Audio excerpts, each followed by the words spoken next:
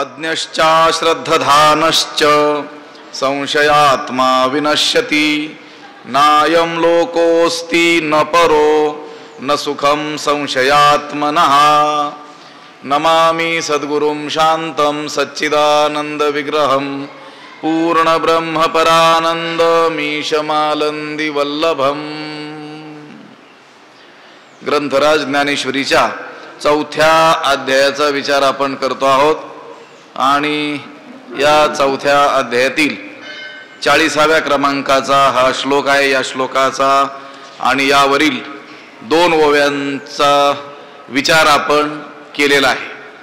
ऐके जया प्राणियाच्या ठाई या ज्ञानाची आवडी नाही, तयाचे जियाले म्हणो काही वरी मरण चांग आणि शून्य जैसे गृह का चैतन्य विन देह तैसे जीवित ते सम्मोह ज्ञानहीन। इथपर्यंतचा भाग आपण पाहिलेला आहे। अथवा ज्ञान कीर आपू नोहे परी ते चाड एकी जरी वाहे तरी तेथ जिव्हाळा काही आहे प्राप्तीचा पै। या ओवीचा अन्वय आणि अर्थ एकदा आपण पाहूयात। अथवा कीर ज्ञान आपू नोहे परी ते एकी चाड जरी वाहे तरी तेथ प्राप्तीचा काही जिव्हाळा आहे। त्याचा अर्थ असा होईल, अथवा अथवा म्हणजे अथवा, कीर म्हणजे खरोखर, अथवा खरोखर ज्ञान आपू नोहे म्हणजे ज्ञान प्राप्त झालेलं नाही आहे।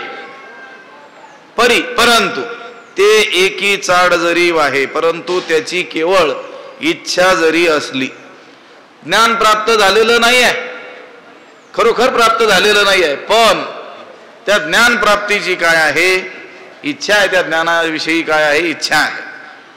असं जरी असलं तरी तेथ प्राप्तीचा काही जिव्हाळा आहे, त्या ठिकाणी ज्ञान प्राप्तीचा काहीतरी संभव आहे, त्या ज्ञान प्राप्त होण्याची काय आहे शक्यता आहे।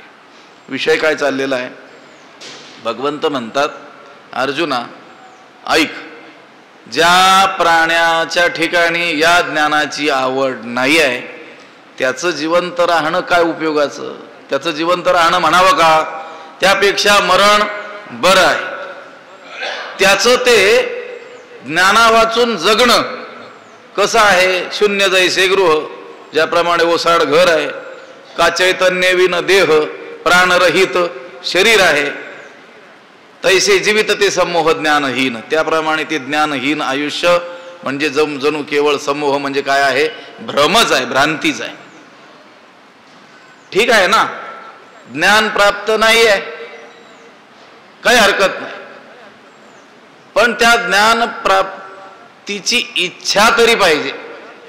लक्षात आलं का, ज्ञान प्राप्त होईल, ज्ञान प्राप्त होणं जरा दुर्मिळ कठीण अशी गोष्ट आहे, हे खरं आहे, पण त्या ज्ञान प्राप्तीची इच्छा असेल तर कधीतरी प्रयत्न होईल आणि मग कधीतरी त्या ज्ञानापर्यंत मनुष्य जाईल ना। अगोदर आवश्यक काय आहे त्या ज्ञानाविषयीची इच्छा, आवड।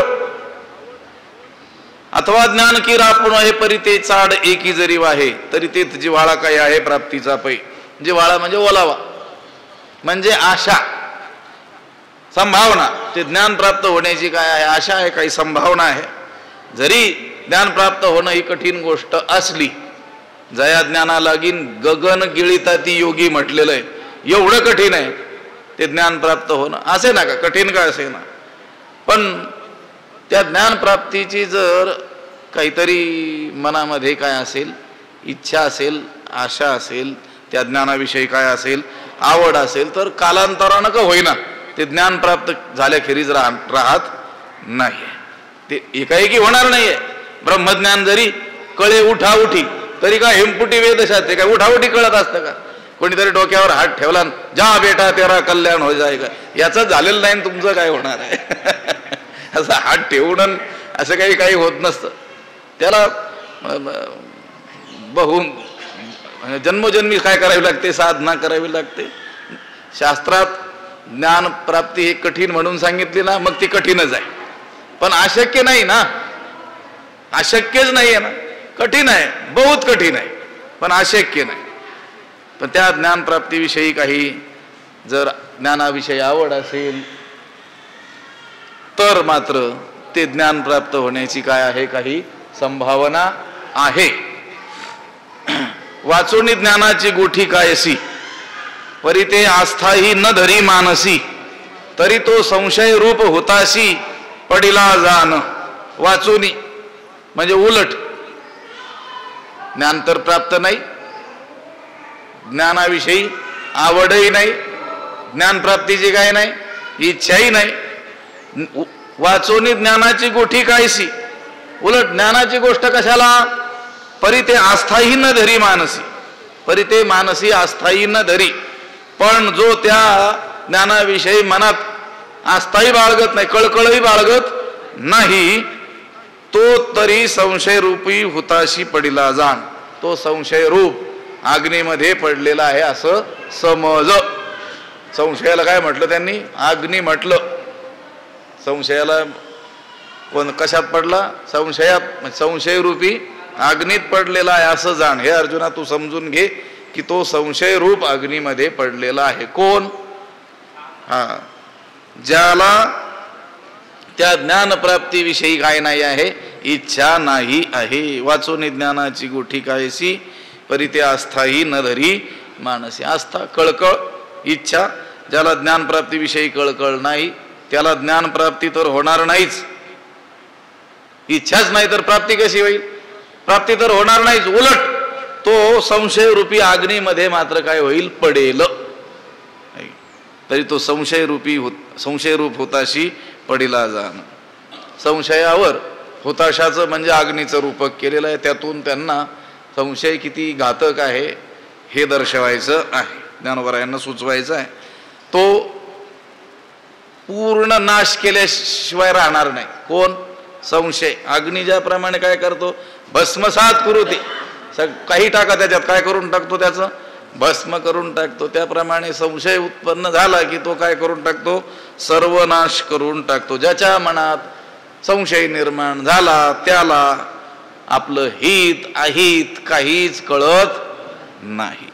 कोण पडतो संशय रूप अग्नीमध्ये, ज्याला ज्ञान प्राप्तीची इच्छा मनात नाही आहे तो. भले ज्ञान प्राप्त नाही आहे पण ज्ञान प्राप्तीची कमीत कमी काय पाहिजे, इच्छा पाहिजे, आस्था पाहिजे. ते म्हटले त्या वाचून ज्ञानाची गोठी कायशी, उलट ज्ञानाची गोष्ट कशाला, काय काय घेऊन बसले म्हणे त्या माणसाविषयी. ज्ञानाची गोष्ट काढूच नका, पण तो ज्ञानप्राप्तीची इच्छा सुद्धा मनात बाळगत नाही, तरी तो संशय रूप हुताशी पडिला जाण. तो संशय रूपी अग्नीमध्ये पडलेला आहे असं जाणून घे. जे अमृतही परी नावडे, ऐसे सावियाची अरोचक जई पडे, तै मरण आले असे पुढे जाणो एकी. जे अमृतही परी नावडे, ऐसे अरोचकू जै सावियाची पडे, तै मरण आले असे पुढे जाणो ये. कारण अमृतही परी नावडे, अमृत आहे पण काय नाही, आवडत नाही. अमृतही पण आवडत नाही. ऐसे अरोचकू जै सावियाची पडे, ऐसे अरोचकू अशी अरुची जै सावियाची पडे, जेव्हा सहजच निर्माण होते एखाद्या रोग्याच्या ठिकाणी, अशी अरुची निर्माण होते की त्याला अमृत सुद्धा आवडत नाही. जे प्रत्यक्ष अमृत आहे पण दुर्दैव असं की ते सुद्धा त्याला आवडत नाही. अशी अरुची एखाद्या रोग्याच्या ठिकाणी जेव्हा सहजच कारणा वाचूनच काय होते, उत्पन्न होते. सावियाची पडे, तै मरण आले असे पुढे जाणो ये. तेव्हा त्या मनुष्याचं मरण ओढवलं आहे असं स्पष्ट जाणता येतं. असं समजून घ्यायचं की आता याचं आता काय आलेलं आहे, मरण आलेलं आहे. कोणाला, ज्याला अमृत सुद्धा काय होत नाही, आवडत नाही. नावडे म्हणजे आवडत नाही. कशासाठी उदाहरण दिलं हे, ज्ञानासारखी पवित्र वस्तू, ज्ञानासारखी एवढी चांगली वस्तू, तिच्या प्राप्तीचा प्रयत्न करावा. निदान ते ज्ञान प्राप्त व्हावं अशी आस्था तरी ठेवावी. पण ती आस्था नसल्यास काय हानी होते हे या ओवीतून सांगितलेलं आहे. एवढी चांगली वस्तू, ज्ञान वस्तू, नहि ज्ञानेन सदृशम पवित्रमिह विद्यते, एवढी पवित्रात पवित्र वस्तू. आणि जे ज्ञान मिळवणं हे मानवी जीवनाचं काय आहे, ध्येय आहे, साध्य आहे, त्याच्याशिवाय गत्यंतरच नाही आहे. सगळे शास्त्र, सगळे संत जे प्रयत्न करतात ते माणसानं ज्ञानी व्हावं याकरिताच करतात. एवढ्या त्या चांगल्या असलेल्या ज्ञान वस्तूबद्दल निदान काय असावी, आस्था तरी माणसाच्या मनामध्ये असावी. पण ती नसल्यास काय हानी होते ही गोष्ट ज्ञानोबारायांनी दृष्टांताने या ओवीमध्ये सांगितलेली आहे. अमृताचं उदाहरण दिलं. आता वास्तविक अमृत हे मेलेल्यालाही जिवंत करणार आहे, की मृत ही जीवितला आहे. अमृत सिद्धी एवढं चांगलं काय अमृत. पण एका माणसाच्या जिभेला अशी अरुची निर्माण झाली की त्याला अमृत सुद्धा एकदम कडवट वाटू लागलं. एवढं ते अमृत, पण ते अमृत सुद्धा त्याला काय वाटू लागलं, कडवट, कडू वाटू लागलं. त्याच्या तोंडात ते बळच घातलं तरी देखील त्यानं काय केलं, ते कडू वाटतं म्हणून काय केलं, थुंकी जे अमृताचा गिळीता गळाला. लक्षात आलं. त्यानं काय केलं, ते थुंकूनच टाकलं. आता एवढा अमृतासारखा मधुर पदार्थ, सर्व रसात सिद्ध रस असलेलं अमृत, पण ते त्याला काय वाटू लागलं, कडू वाटू लागलं. ते सुद्धा त्याला आवडेन असं झालं. काय समजावं याच्यावरून, त्याचं मरण आता काय आलेलं आहे, जवळ आलेलं आहे असं आपण काय करावं, समजावं. अरोचकू पडे म्हणजे अरुची निर्माण झाली सावियाची, सहजच त्याच्यामध्ये सहजच अरुची निर्माण झाली. कशाविषयी, अमृताविषयी. तर पुढे पुढं खरोखर निसंशय आता याचं काय आलं, निश्चितपणे आता याचं मरण आता जवळ आलेलं आहे असं समजण्यास हरकत नाही. हे उदाहरण दिलेलं आहे. कशासाठी दिलं मी अगोदर बोललो. ज्ञानासारख्या चांगल्या वस्तूविषयी सुद्धा ज्यावेळेस आस्था असत नाही त्यावेळेस समजायचं याचं सर्वनाश होण्याची काय आलेली आहे, वेळ आलेली आहे. कीर्तन सुद्धा आवडत नाही समजायचं नाश होण्याची काय आलेली आहे, वेळ आलेली आहे. हरिनाम आवडत नाही, सद्ग्रंथ आवडत नाहीत, सत्संग सद्विचार आवडतच नाहीत, समजायचं यांचा नाश होण्याची काय आली, वेळ आली. जे अमृत ही परी नावडे ऐसे सावियाची अरोचकू जय पडे तै मरण आले असे पुढे. पुढे म्हणजे निश्चितपणे, स्पष्टपणे याचं काय आलेलं आहे, मरण आलेलं आहे. जाणो ये की असं समजून घ्यावं, असं समजावं लागतं. हा झाला दृष्टांत, हे झालं उदाहरण. तैसा विषय सुखे रंजे जो ज्ञानेसीची माझे तो संशय अंगीकारी जे एथ भ्रांती नाही. तैसा जो विषय सुखे रंजे ज्ञानेसीची माझे तो संशय अंगीकारी जे एथ भ्रांती नाही. तैसा त्याप्रमाणे, त्याप्रमाणे म्हणजे जे प्रत्यक्ष अमृत आहे ते सुद्धा आवडत नसेल अशी अरुची एखाद्याला उत्पन्न कारणा वाचून सहजच उत्पन्न झाले असेल तर समजायचे याचं मरण जवळ आलं, हे निश्चितपणे जाणलं पाहिजे.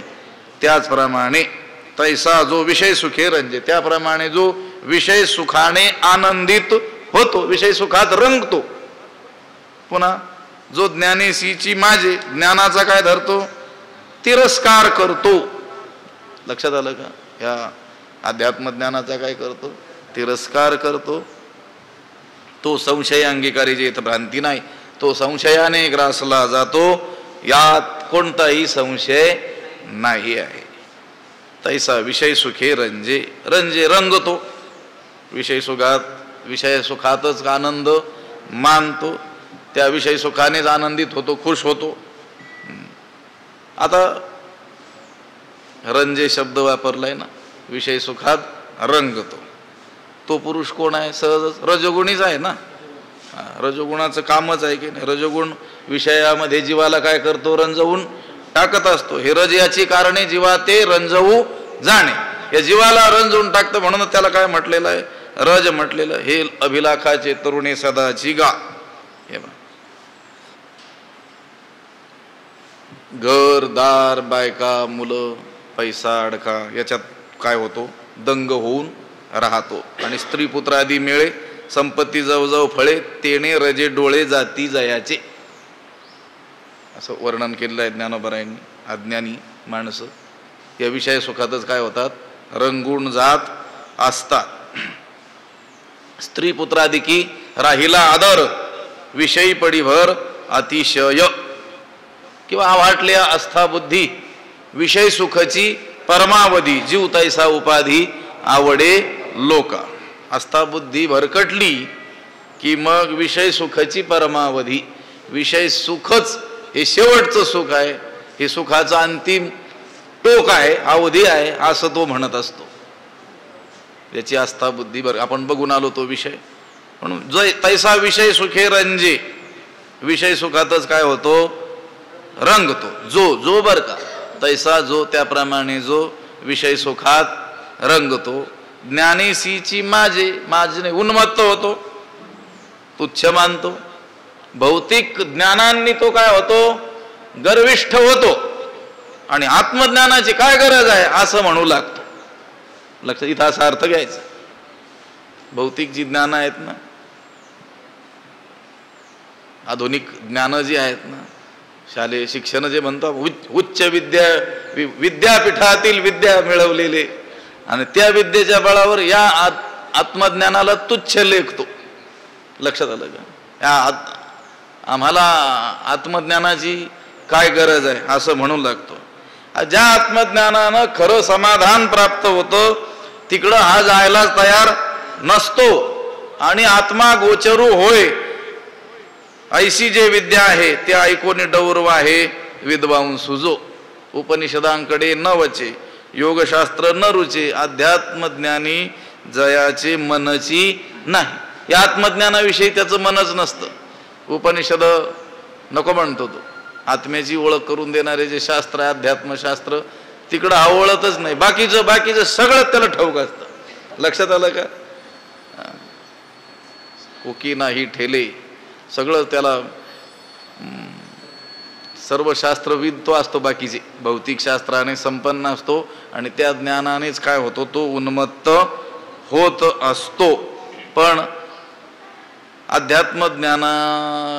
अध्यात्मज्ञानाला तो तुच्छ लेखतो. असा जो कोणी आहे तो संशय अंगीकारी जे इथं भ्रांती नाही, तो संशयाने स्वाधीन केला जातो. यात कोणत्याही प्रकारचा संशय नाही. संशयाने तो सदा पीडितच असतो.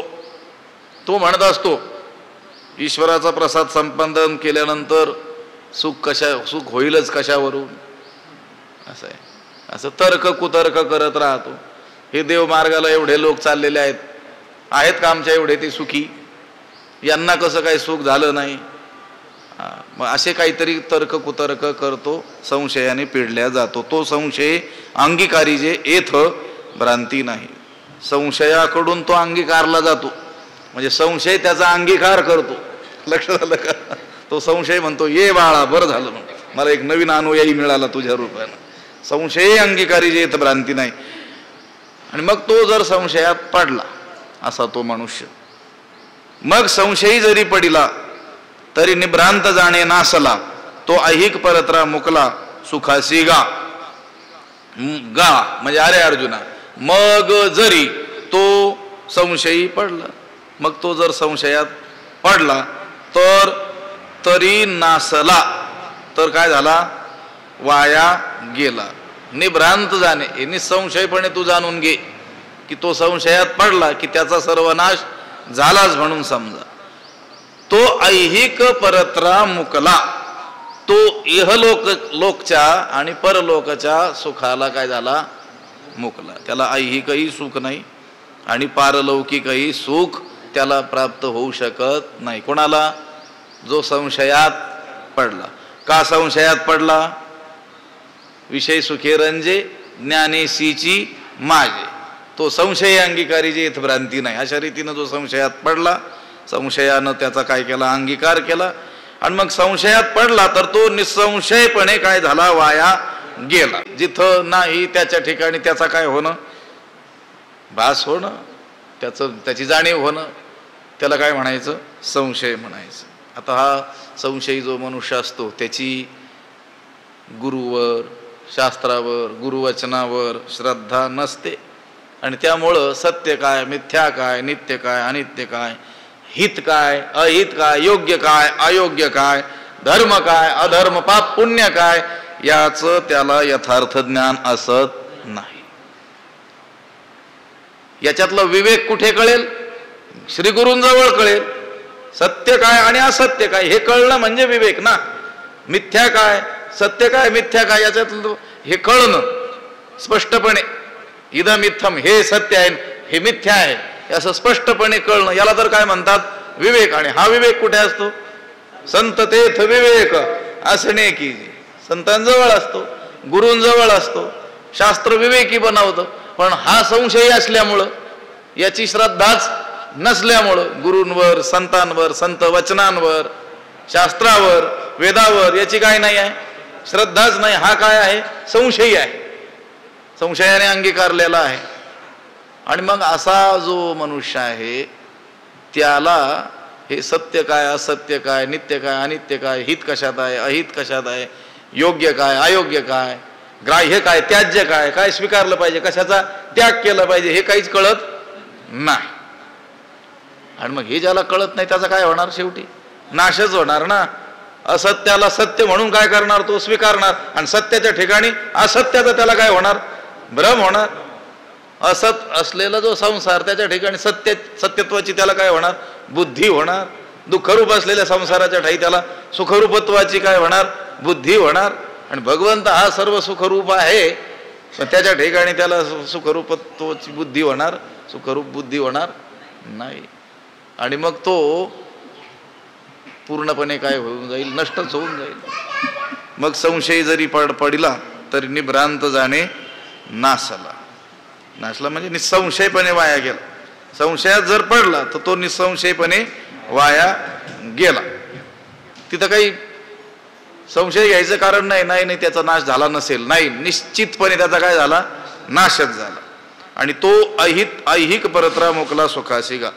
आणि ऐहिक परत्र म्हणजे इहलौकिक सुख आणि पारलौकिक सुख, या दोन्ही सुखांना काय झाला? अंतरला. मुकला म्हणजे अंतरला. तो संशयी मनुष्य आहे ना, त्याला पारलौकिक सुख तर नाहीच, कारण त्याचा परलोकावर काय नाही? विश्वासच नाही.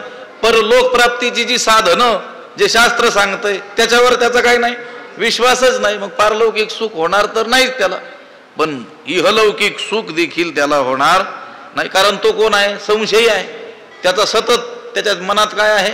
संशयच आहे. त्याचा आपल्या स्वजनांवर देखील काय आहे? नेहमी संशयच आहे. सगळ्याकडं कशा नजरेनं पाहतो? तो संशयी नजरेनं पाहतो. त्यामुळं त्याला इहलौकिक सुख सुद्धा नीटशी उपभोगता येत नाहीत. आता विश्वासाचं चिंतन आपल्याला काही करायचं नाही. आता आपला तो आत्ताचा विषय नाही आहे, पण विश्वासाशिवाय, श्रद्धेशिवाय चालतच नाही. व्यवहार सुद्धा चालत नाही. शास्त्रात तर विश्वास हे परमार्थाचं काय सांगितलं? मुख्य भांडवल सांगितलं. भांडवल गाठी तरी विश्वास. मुख्य भांडवलच परमार्थाचं काय आहे? विश्वास आहे. परमार्थ विश्वासाशिवाय, श्रद्धेशिवाय चालणारच नाही. पण संसारात सुद्धा विश्वासाशिवाय काही चालणार नाही. आता गाडीत बसून प्रवास करतो, डोळे झाकून त्या चालकावर काय ठेवावा लागतो? तिथं संशय घेत बसला, हा घालतो की काय दुसऱ्या गाडी खाली आहे गाडी म्हणून, खड्ड्यात तर नाही घालणार. मग इहलौकिक सुख होईल का त्याला? त्या प्रवासाचा काही आनंद उचलता येईल? बर, घरी त्या बायकोवर तरी त्याला काय ठेवावा लागतो? विश्वास. जेवताना हिनं काही याच्यात विष तर घातलेलं नाही ना. लक्षात आलं का? व्यावहारिक जी छोटी छोटी सुख म्हणून सांगितलेली आहेत, ती इहलौकिक सुख सुद्धा नीटशी उपभोगायचे असतील तरीच देखील काय पाहिजे? विश्वासच पाहिजे. डॉक्टरांकडे जातो आपण, विश्वास ठेवतो की नाही, आता हे मला औषध देतील, इंजेक्शन देतील आणि याने माझा रोग काय होईल, दूर होईल. तिथं संशय घेतला, यानं काही विषाचं तरी इंजेक्शन दिलं नाही ना मला, म्हणजे लवकरच काय व्हावं लागेल, मरून जावं लागेल. तो ऐहिक परत्रा मुकला सुखासी का, ऐहिक आणि पारलौकिक सुखाला तो मुकला असं जाण. जया काळ ज्वरू अंगी बाणे, तो शीतोष्णे जैसी नेणे, आगी आणि चांदणे सरिसेची माणे. उदाहरण दिलेलं आहे बघा, ही गोष्ट पटवून द्यायला. जया अंगी काळ ज्वरू बाणे, तो जैसी शीतोष्णे नेणे, आगी आणि चांदिणे सरिसेची माने. जया अंगी, ज्याच्या अंगात काळज्वरू बाणे, काळज्वर भरतो, ज्याच्या अंगामध्ये या त्रिदोषामुळं, वात पित्त कफ यांच्या दोषामुळं सन्निपात नावाचा ज्वर काय झालेला आहे, भरलेला आहे. तो काय करतो, तो जैशी शीतोष्णे नेणे, तो ज्याप्रमाणे शीत उष्णाला जाणत नाही, त्याची संवेदना शक्ती काय झालेली असते, नष्ट झालेली असते त्या रोग्याची. कोणत्या रोग्याची, ज्याच्या अंगामध्ये हा सन्निपात नावाचा ज्वर भरलेला आहे. ज्वराचे जे प्रकार, ताप आला म्हणतो की नाही आपण, त्याच्यात सन्निपात नावाचा ज्वर ज्या रोग्याच्या अंगात भरलेला आहे, त्याची संवेदना शक्ती नष्ट झाली असल्यामुळं तो शीत आणि उष्ण हे काही जाणत नाही, गरम थंड हे काही त्याला कळत नाही. आगी आणि चांदीने सरिसेची माने, अग्नी आणि चांदणं या दोघांना तो सारखंच मानतो. सगळे लोक नाही, तो रोगी, सगळे रोगी नाही, तो ज्वराचा, सगळ्या ज्वराचे रोगी नाही, तो काळ ज्वरू सन्निपात नावाचा ज्वर अंगात जर भरलेला असेल, भिनला असेल, तर त्याची संवेदना शक्ती नष्ट झालेली असल्यामुळं, ती जाणण्याची शक्ती नष्ट झालेली असल्यामुळं तो शीत आणि उष्ण काहीच जाणत नाही. तो शीतोष्णे जैसी नेणे.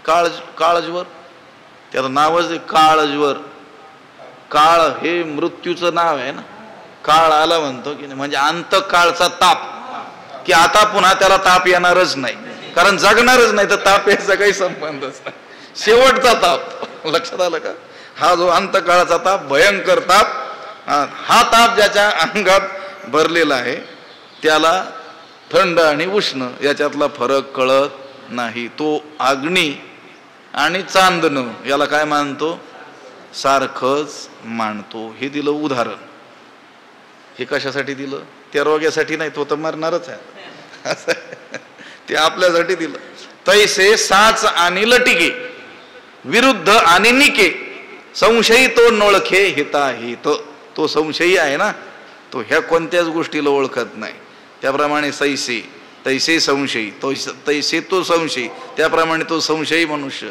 साच आणि लटिके म्हणजे खरं आणि खोटं, विरुद्ध आणि निके, प्रतिकूल आणि अनुकूल, म्हणजे आपल्या विरोधी असलेली गोष्ट, आपल्या हिताची असलेली, अनुकूल असलेली गोष्ट, आणि हित अहित, हित आणि अहित नोळखे हे काहीच जाणत नाही. त्याला काहीच कळत नाही नेमकं आपलं हित कशात आहे, अहित कशात आहे, आपल्यासाठी अनुकूल काय आहे, चांगलं काय आहे, आणि आपल्याच्या विरुद्ध काय आहे हेही कळत नाही, आणि खरं काय आहे आणि खोटं काय आहे हेही कळत नाही, तो ओळखत नाही. कोण, संशयी. तैसे साच आणि लटिके, विरुद्ध आणि निके, संशयी तो नोळखे हिताहित.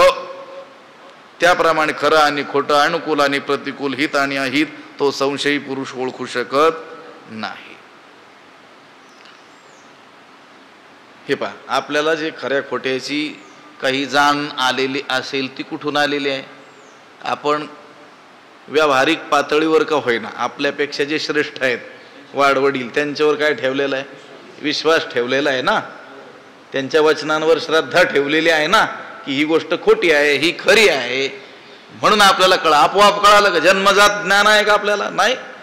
पण हा संशय असल्यामुळं हे सांगतात, हे खरंच कशावरून, लक्षात आलं का, कुठेही काय करतो, संशयच घेतो, आणि मग त्याला सतत त्याच्या संशय वृत्तीमुळं खरं काय आणि खोटं काय हे कसं काय कळू शकेल, कळणारच नाही. बरं, ही गोष्ट आपल्या विरोधी आहे, ही अनुकूल आहे, चांगली आहे आपल्यासाठी, हे तरी कसं काय कळू शकेल? कळणार नाही. बरं, ह्या गोष्टीमध्ये आपलं काय आहे? हित आहे, कल्याण आहे, यामध्ये अहित आहे, आपला सर्वनाश आहे, हे तरी कसं काय कळेल? कळणार नाही. तो ओळखत नाही. तैसे साचा आणि लटिके विरुद्धाने निके संशयी तो ओळखे हिताहित. कारण त्याची गोष्ट अशी असते, न करावे ते करी. लक्षात असंभाव्य मनी धरी चिंतू नये ते विचारी जयाची मती. म्हणजे सगळं सामान्य व्यक्तीच्या पूर्ण याचा व्यवहार पूर्ण काय असतो? उलटा असतो. जे करायला पाहिजे ते केलं तर चांगली गोष्ट आहे, पण हा काय करतो? करू नये ते करतो, चांगल्या वेगानं करतो. लक्षात आलं का? आपण आता पारायण करणारी मंडळी आहेत ना, 2 तास 3 तास बसतात की नाही एका वेळेला, पुन्हा थोडी विश्रांती घेतली, पुन्हा 2-3 तास बसतात. तो विश्रांतीच घेत नाही, कादंबरीच वाचत बसल 6 तास. सांगतो एका बैठकीत मी काय करतो? वाचन करतो किंवा चित्रपट पाहत बसेल. पण करू नये ते करू, न करावे ते करी, असंभाव्य मनी धरी चिंतू नये ते विचारी जयाची मती. ज्याचं चिंतन करू नये त्याचंच चिंतन त्याची बुद्धी करते. किंवा खाद्य काय अखाद्य काय सांगितलं, तयाची परी खाद्य खाद्य न म्हणे निंद्या निंद्य, तोंडा आवडे ते मेध्य ऐसाची बोधू. असाच बोध आहे त्याचा. तोंडाला आवडेल, जिभेला आवडेल ते अंगामनाशी रुचावे, हे तुलेनी कृत्याकृत्य नाटवे, जो करण्याचे नावे भलतेची करी. हा संशयी जो मनुष्य आहे तो खरं आणि खोटं, अनुकूल आणि प्रतिकूल, हित आणि अहित हे काहीच जाणत नाही. हा रात्री दिवसू पाही जैसा जात्यंदा ठाऊवा नाही, तैसे संशयी असता काही मना नाही. पाही, पहा, विचार कर हे अर्जुना. जैसा हा रात्री दिवसू जात्यंदा ठाऊवा नाही, म्हणजे ही रात्र आहे आणि हा दिवस आहे, हे जात्यंद म्हणजे जन्मांधाला ठाऊक नाही. आपल्याला ठाऊक आहे आता काय आहे? दिवस आहे. अजून 2-4 तासाने काय होणार आहे? रात्र होणार आहे. हे आपल्याला स्पष्ट कळतं, ही रात्र आहे, हा दिवस आहे. पण त्याला हा दिवस आहे, ही रात्र आहे हे कळत नाही. कोणाला? जात्यंधाला. जात्यंधाला म्हटलेलं आहे. ज्याच्या अगोदर डोळे होते आणि काही कारणानं गेले, जरी तो पूर्ण अंध झाला त्याला सुद्धा कळू शकतं ही रात्र आहे आणि अनुमानानं. लक्षात आलं का? पण ज्ञानोबा म्हटले नाही, जात्यंधच घेऊन टाका. जन्मापासून अंध म्हणूनच जो जन्माला आलेला आहे त्याला ज्याप्रमाणे ही रात्र आहे आणि हा दिवस आहे हे काही कळत नाही, तैसे संशयी असता मना काही नाही. त्याप्रमाणे संशयग्रस्त असताना मनुष्याच्या मनाला काहीही पटत नाही. मनुष्य संशयात पडला की त्याच्या मनाला काहीच पटत नाही.